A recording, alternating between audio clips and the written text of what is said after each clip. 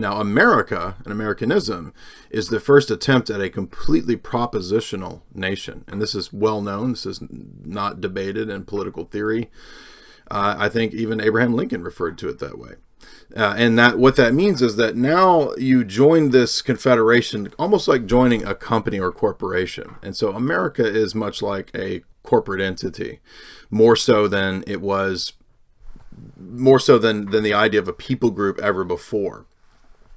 Now, there are some advantages to this. It does appear to produce quite a bit of wealth, especially given the geography of America, the wealth that's here in terms of natural resources, so forth and so on. But to believe or to characterize the world as going in the direction it is because of Marxism is really ridiculous.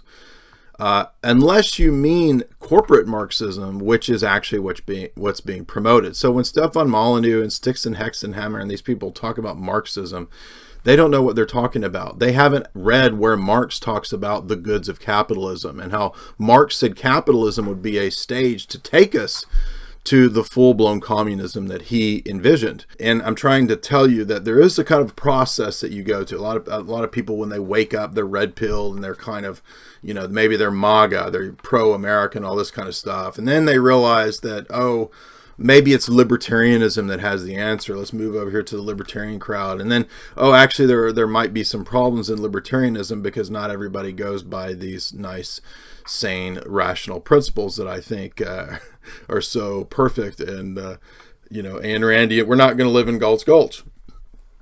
So then people move more towards the alt-right or something like this, and they realize, there's such a thing as racists exist. And maybe having a Walmart's not more important than people retaining their cultural identity, right? I mean, so there's a natural kind of progression to these things, but it's almost like every step along the way, there's a trap. And I'm not being arrogant because I went through a lot of this process myself. I really liked libertarianism when I was 19. I thought it was kind of cool and it was interesting. And I have always tried to interact with and have a good dialogue with people of the libertarian persuasion. But over time, when you realize that this whole movement is 100% aided by the CIA, it's been a front to promote Americanism in all these other countries. It's directly connected to the war, to the ideology of Americanism that the worst globalists promote as a tool. They don't care about America. They're not into nationalism or any of this stuff. You realize that this is the essence of what I'm getting at. This is the whole crux of this. This is the pill that no one can swallow, especially in this country. For one, because it's not very lucrative, because it's not popular, and America is all about worshiping mammon. But when you tell people that there's a fundamental problem in the philosophy of America, which is that, number one, it's based on relativism and pluralism. And at the same time, it also tries to have rights and some reference to a generic, vague, deistic, Masonic deity. Now, these two things contradict. You can't have objective truths and rights and all this kind of stuff, and then also turn around and say, but there's no content to the God that we actually worship. And now, if it's a personal God, is it the God who says you can't have idols, who says to not have the practice of witchcraft in your country? I mean, by the way, look at the shitholes that practice witchcraft. Haiti, Congo. They're shitholes because they engage in these activities. In part, they're also shitholes because the Rockefellers, right, went down there and they met with Papa Doc Duvalier, and they were big supporters of Papa Doc Duvalier because that was all part of the drug running, Panama. All of that, Latin South America was a giant Rockefeller drug running operation, as well as other things, controlling commodities and so forth. Does that mean the Soviets were good? No, I'm not saying that either side of the dialectic was good or bad. This is where it's so difficult for people to grasp this. But the point is that Americanism is, on the one hand, the beta test point for getting globalism going, because it's no longer about metaphysical truths and principles, God, etc., etc., etc. It has that in theory and name only, because the God is the Masonic deity of Franklin, who was a Satanist. Come on, right? And so you've got this, on the one hand, economically focused, quantification obsessed approach to reality that will become preeminent in the rise of the military-industrial complex and technocracy during the Cold War. The Cold War is really what built the technocracy. Now, the Rand Corporation is named this precisely because it is based on, quote, rational choice theory, objectivity, these ideas, not necessarily Ayn Rand, but I'm saying the ideas of quantification, right? So this is why they came up with the bullshit doomsday clock and all this nonsense, which is all just a psyop. There's no clock that's going to calculate based on Trump's tweets and North Korea when we're going to be nuked. I mean, this is how you spook a boomer, right? I mean, this is like a boomer ghost stories time or something. Like, how do you scare a boomer? Tell them about the doomsday clock and the Rand Corporation. Now, and Kubrick lampooned this, right, in Dr. Strangelove. But ironically, Dr. Strangelove also kind of castigates the conspiracy theorist in terms of Ripper, who talks about fluoride in the water. And guess what? Fluoride in the water is real. But people don't think that it's real anymore because, well, we don't have commies everywhere, do we? No, you don't have commies. You have corporate commies, right? I think Reason Magazine recently did a piece showing that it was not communism that brought global homosexual rights. It was capitalism. It was not, quote, socialism that brought the tranny revolution. It was your precious, precious capitalism and your mammon worship. Don't you love your butt sex and your mammon worship and your sodomy and your usury, which always go together, don't they? Dante made that point, actually. Sodomy and usury always go together, and all of these YouTube libertarians and their precious, precious sodomy. We should mail butts to them, mail giant images of butts to them for their worship of mammon and sodomy. Isn't it interesting that Crowley made sodomy such a important part of his, quote, worship? So actually most of the libertarians are really just Crowleyans. They are nerds who don't really have an education and a grounding and a worldview, but they have a YouTube channel. And that's also why none of them will actually debate me, because I actually do have graduate training in analytics and philosophy and continental and phenomenology and all these topics, right? But they're not going to step up to the plate. I can guarantee you that. And I ask constantly. I had 60 people tweeting Stefan Molyneux to have a debate with me. What was he, an actor? Yeah, right. Like he's actually going to have a debate. I guarantee you, has he even read Aristotle, metaphysics? Has he read Plato's Republic? I doubt it. I mean, has he read all those books I listed in the last topic when we were discussing Islam and saving the West and migration? You know, large volumes that deal with geopolitics, right?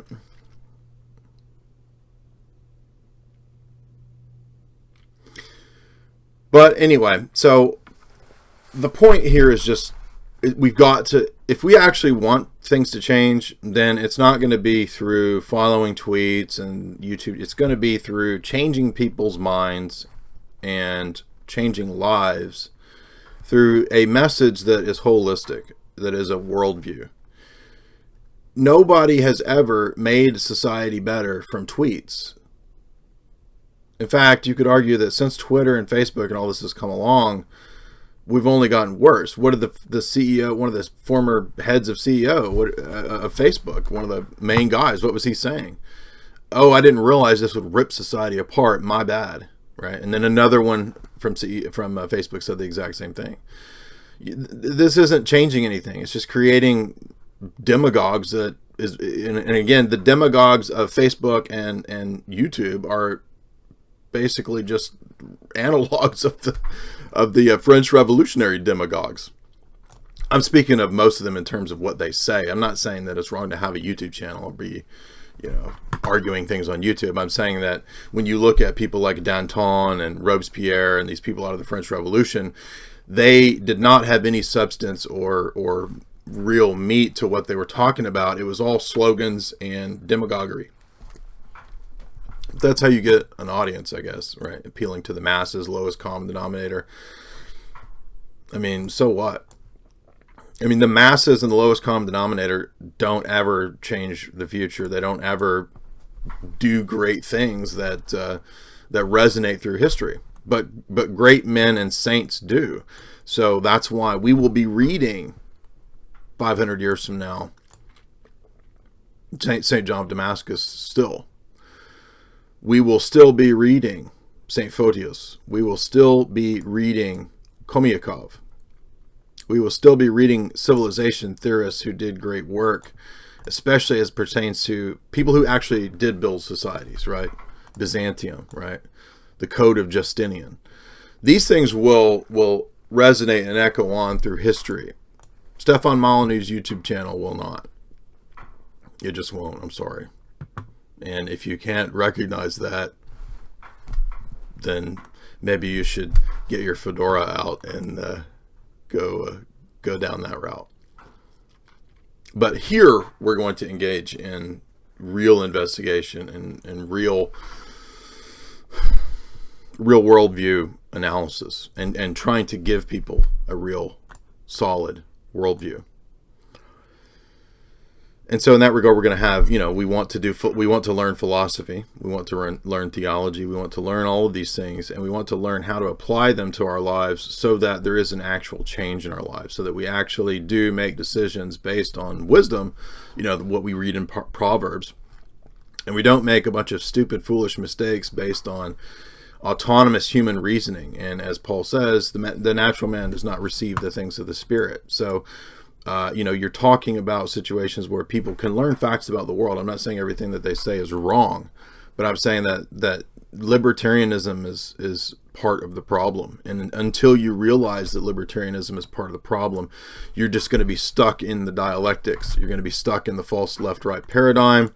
And I'm not talking about the false left-right paradigm of American politics. I'm talking about the false left-right paradigm of the last 500 years of left-right, right? Conservative, Girondin, and revolutionary Jacobin, right? The technocrat. So in the next video, I want to look at Trump and Davos, and we're going to get into some of the topics. That will be for subscribers. You can subscribe to Jay's Analysis, and we're going to look at the history of Davos and what Davos is up to, why it matters, and how Davos actually is a big promoter of globalism and technocracy. This has been going on for a long time. It kind of replaced Bretton Woods system in a way. Stepped up in the 70s, because what we're interested in is changing minds and changing people, not telling you that you're your own God, which is essentially the whole message of atheism and Nietzscheanism. Atheism and Nietzscheanism are self-refuting, and they're very easily self-refuting, as I've pointed out many times in talks, by the mere fact that on the one hand it tells you that the Übermensch is not subject to Platonic forms and right and wrong and objective ideas of what's true and what's false. He makes what's true. He makes reality. He makes the true and the false. This is just an echo of Genesis 3 and the promise of Satan. You will be your own God, right? This is just an echo of, we're going to be Luciferian transhumanists, and under this character, this Schwab character.